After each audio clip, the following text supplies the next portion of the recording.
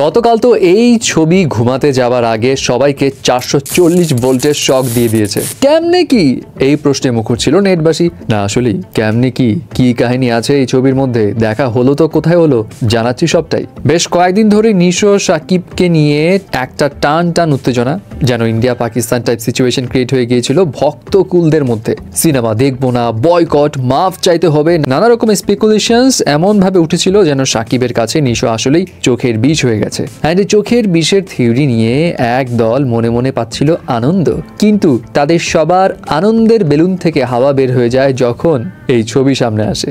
একজন আরেকজনের কাঁধে হাত দিয়ে পরম বন্ধুর মতো ছবি তুলেছে। অ্যান্ড মিডিয়া রিপোর্টস থেকে জানা গেছে কাহিনীটা আসলে কি। গণমাধ্যমে এই দুই নায়কের ঘনিষ্ঠ জনের সূত্র থেকে জানা যায় আফরান নিশোর যে মনোমালিন্য ছিল তার অবসান হয়েছে।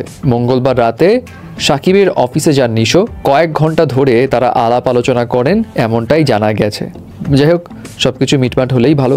বাট এই মিল মোহাম্মতের মধ্যেও অনেকে খুঁজে বেড়াচ্ছে ভেজাল। কেউ বলছে শাকিব খানকে প্যাচে ফেলে এই ছবি জোর করে তোলা হয়েছে। তার এক্সপ্রেশন দেখেই বোঝা যায় মাইনা নিব না এই বন্ধুত্ব। এরা হচ্ছে the ultimate catcher lover. So এইসব বিষয় আসলে দমানো যাবে না। ইভেন শাহরুখের কিং এর এই যে ছবিটা যে ভাইরাল হচ্ছিল না কালকে, এইটা যদি তাণ্ডবের পোস্টারের আগে আসতো তখন এখান থেকেও শুরু হইতো আরেক কাহিনী, শাকিব শাহরুখের কপি করছে, মানে পুরাই দুষ্টু পোলাপাইন। যদিও মনে হচ্ছে কিং এর পিকচারটা AI generated. Anyway, let's back to Shakib Nisho.